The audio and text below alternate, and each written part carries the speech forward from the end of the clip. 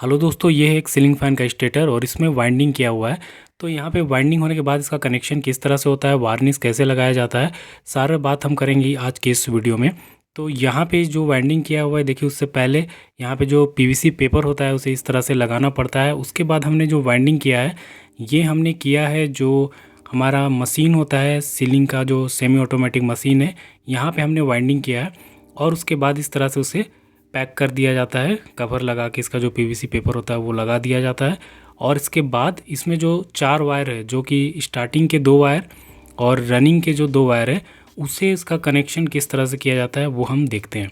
तो यहाँ पे देखिए, ये हमारे पास है स्लिप। ये स्लिप जो है ये 1 नंबर का स्लिप है, तो इसे हमने काट के यहाँ पे अलग कर लिया है। टोटल 4 स्लिप काटे हैं। 4 स्लिप काटने का मकसद ये है कि यहाँ पे हमारा जो स्टार्टिंग और रनिंग का जो 4 वायर है, इसमें हमने यहाँ पे स्लीव इस तरह से लगा देना है। तो देखिए, इस तरह से चारों में हमें स्लीव लगाना है और स्लीव लगाने के बाद इसका किस तरह से आगे कनेक्शन होगा ये देखते हैं। तो यहाँ पे जो वाइंडिंग के लिए जो वायर हमने यूज़ किया हुआ है, ये जो वाइंडिंग वायर है वो 36 नंबर का है, मतलब 36 स्टैंडर्ड वायर गेज का SWG का यहाँ पे वायर यूज़ किया गया है। अब देखिए, यहाँ पे एक हमने तार ले लिया है और ये तार है, टोटल 4 तार है, मतलब 2 को हमने फोल्ड कर दिया है। तो ये हमारा 4 तार जो कि इसका शाफ्ट में इस तरह से लगा देना है, जो कि कनेक्शन के लिए है।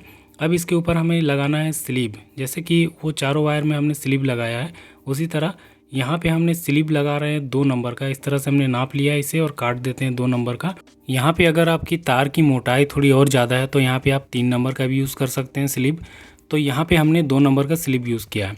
2 नंबर का स्लीव यूज़ किया है, तो जो चारों तार है, जो कि रनिंग के लिए 2 है और जो स्टार्टिंग के लिए 2 वायर है, तो यहाँ पे हमने चारों में यहाँ पे स्लीव हमें लगा देना है। तो कुछ इस तरह से एक एक करके हमें यहाँ पे स्लीव लगाना है। मार्केट में हमें अलग अलग साइज़ के स्लीव मिल जाते हैं, जिसमें 1 नंबर 2 नंबर से लेके 10 नंबर तक भी होते हैं। ये नंबर जो होता है ये mm का साइज़ है, मतलब 1 mm 2 mm इस तरह का साइज़ होता है। तो अब देखिए, यहाँ पे जो 4 वायर अलग हो चुके हैं और इसे अब हम क्या करेंगे, आग लगाएंगे। तो ये माचिस के तीली लेके यहाँ पे आग लगाते हैं। आग लगाने का रीज़न ये है कि यहाँ इसके ऊपर जो वाइंडिंग जो वायर है, इसके ऊपर इंसुलेशन चढ़ा हुआ है, मतलब ये वार्निश चढ़ा हुआ रहता है, जो कि यहाँ पे शॉर्ट सर्किट के होने से मतलब बचाने के लिए इस तरह का इसमें वार्निश लगा हुआ रहता है। तो इसी वार्निश को सबसे पहले हमें हटाना पड़ता है। तो यहाँ पे आग लगा के इसे हम गर्म कर लेते हैं और जो हमारा नाइफ़ है, इसकी सहायता से यहाँ पे इसका जो इंसुलेशन लगा हुआ है ऊपर में, उसे हम यहाँ पे हटा देते हैं, ताकि हटाने के बाद इसको हम जॉइंट कर सकेंगे और इसके ऊपर जो कनेक्टिविटी होगी वो काफ़ी अच्छी होगी। इसलिए इसे काफ़ी अच्छे से हमें साफ़ करना पड़ता है।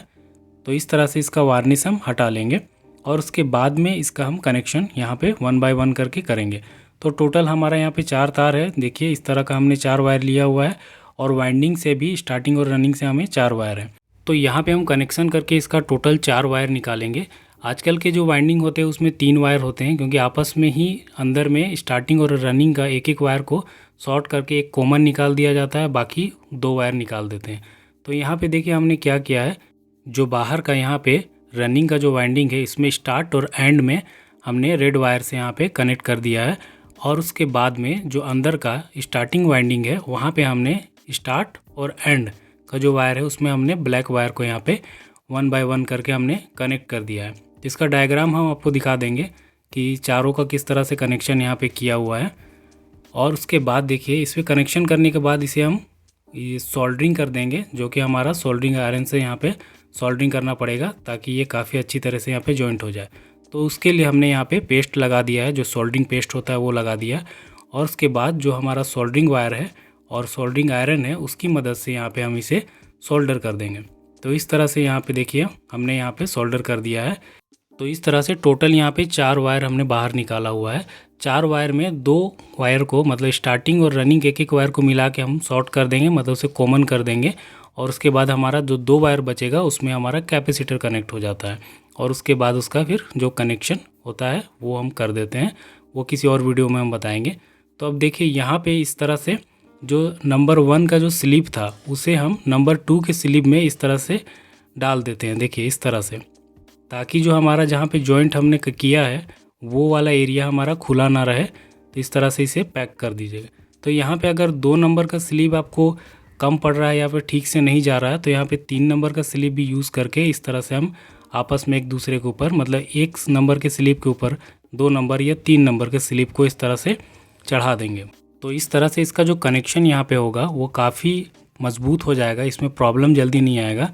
तो इस तरह से करने पे ये काफ़ी, इसका ड्रेसिंग जो होता है काफ़ी अच्छा हो जाता है। अब यहाँ पे देखिए आपको एक धागा लेना पड़ेगा और इसे यहाँ पे बांधना पड़ेगा। तो हमारे पास यहाँ पे धागा नहीं है, तो यहाँ पे जो स्लीव है 1 नंबर का, उसी से हम यहाँ पे इसे बांध देते हैं कुछ इस तरह से, ताकि ये जो हमने सोल्डरिंग किया है, जो हमारा स्टार्टिंग और रनिंग का वायर है, वो यहाँ पे डिसकनेक्ट ना हो जाए और खींचे ना, इसलिए हमने इस तरह से कनेक्ट कर दिया।